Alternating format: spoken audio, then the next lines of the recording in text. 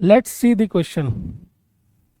देखो क्वेश्चन में कह रहे हैं भाई कि to study effect of air resistance a rubber ball has shot vertically upwards from a spring gun from 20th floor of a tall building.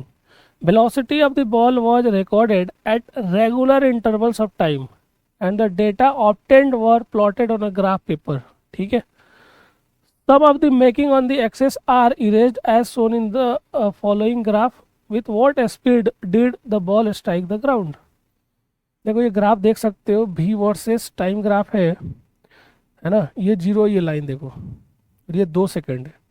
ये कह रहे हैं कि एक टॉल बिल्डिंग से हमने बॉल को ऊपर फेंका हुआ है, ठीक है, ऊपर फेंका, बॉल क्या आ जाएगा, ऊपर जाएगा, फिर वापस कहाँ आएगा, नीचे आएगा, ठीक है। लेकिन यहाँ पे एयर रेजिस्टेंस है और उसी को हम स्टडी कर रहे हैं, ठीक है ना। Study effect of air resistance की क्या इफेक्ट आएगा। तो यहाँ पे अगर आप देखोगे ना, तो बॉल ऊपर गया है, स्पीड स्लो होते होते जीरो, फिर जब नीचे आ रहा है ना, नीचे आते वक्त इसकी स्पीड बढ़ रही है। लेकिन एयर रेजिस्टेंस की वजह से क्या हो रहा है ना, एक टाइम पे जो एक्सेशन ड्यू टू ग्रेविटी है ना, उसको वो अपोज कर रहा है एयर रेजिस्टेंस। तो अपोज करते करते एक टाइम पे जो ग्रेविटेशनल फोर्स है उसके बराबर हो जा रहा है, तो स्पीड हमारा क्या हो जा रहा है, कांस्टेंट, या टर्मिनल वेलोसिटी, ये देख सकते हो आप, ठीक है। तो देखो इस क्वेश्चन को हम कैसे सॉल्व करेंगे, ये है ना, ध्यान देना। Concept of air resistance, concept of air resistance बेटा, आओ देखते हैं। देखो अगर मैं यहाँ बात करूँ, समझना, अगर मैं यहाँ बात करूँ, देखो सिंपल, इनिशियल स्पीड देखोगे ना, इसको काउंट करो, 1 2 3 4 5 6 7, ये देखो 7 यूनिट है। और टर्मिनल वेलोसिटी कहाँ तक पहुँच जा रहा है, 1 2 3 4 5, ये 5 यूनिट है, ठीक है।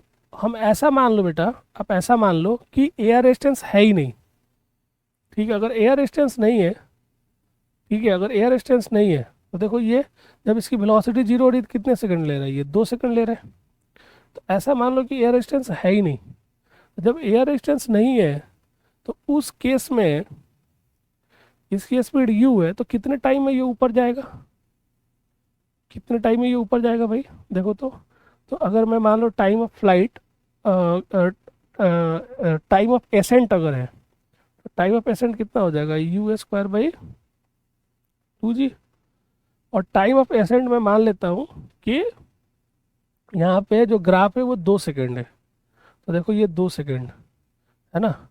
यहाँ से हो जाएगा u² / 2g, यानी u जो होगा ये कितना हो जाएगा, 4 है ना।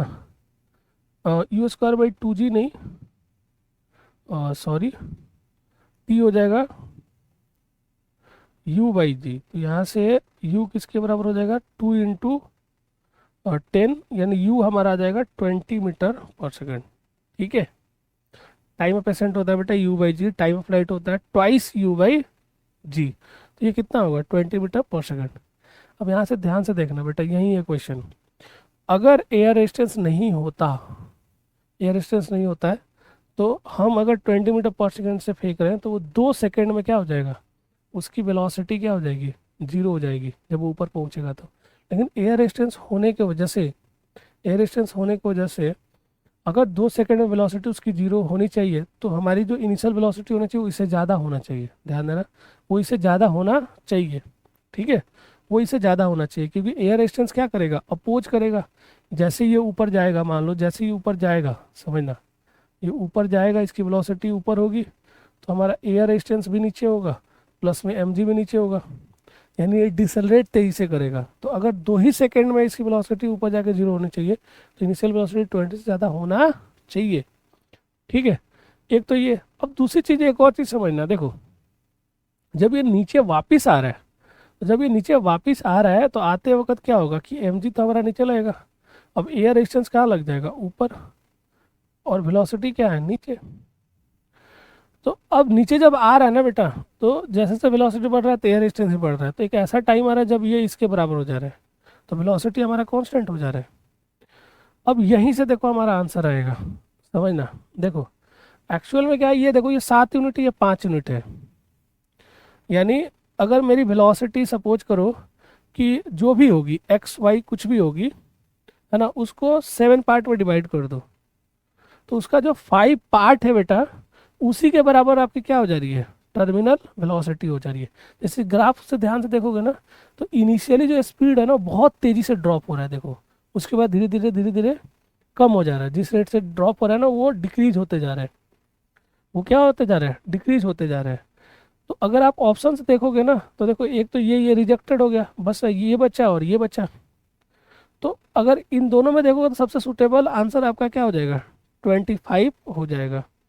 ऐसा क्यों, देखो अगेन जो स्पीड है इनिशियली देखो वो बहुत तेज़ी से डिक्रीज हुआ, फिर धीरे धीरे वो डिक्रीज हो रहा है, और एक ऐसे टाइम आने के बाद वो क्या हो जा रहा है, यूनिफॉर्म हो जा रहा है, मतलब टर्मिनल वेलोसिटी हो जा रहा है। ठीक है, तो अगर ये 50 की अगर बात करूँ ना, तो 50 हमारा बहुत ज़्यादा हो गया। ठीक है, ये बहुत ज़्यादा हो गया।